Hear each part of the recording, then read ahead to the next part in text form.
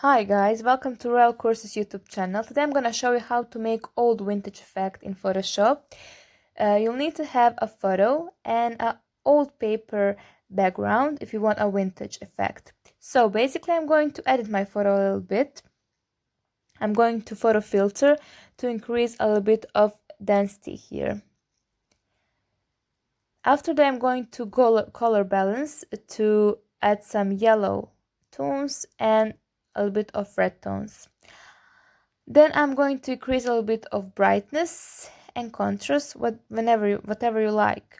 So when I finish my editing, I'm going to this menu to flat my image because I don't need layers anymore. I want my selection to be edited. So I'm going to elliptical marquee tool. Shortcut is M to make my selection.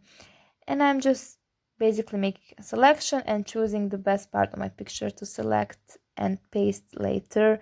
So yeah, I'm going to make this selection without this feather option to show you what it looks like. Okay, I'm going to copy and paste here. As you can see, it looks very unrealistic and very bad actually, and we're gonna just, undo this and make it with feather option. So basically we're going to select, modify and feather. You can type whatever number you want of pixel. I'm going to type 55 pixels. And now I'm gonna just copy this selection and paste it here again. And yeah, it's a huge difference, we have a smooth selection, it's fitting with our background, and I'm holding shift when I'm resizing this photo because I don't want to lose original shape. And then that's it actually. We have vintage effect in our picture, and basically I'm going to repeat the same steps.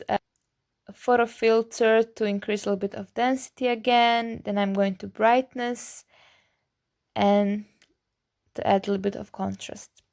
So yeah, then we're going to color balance to add yellow tones again and a little bit of red.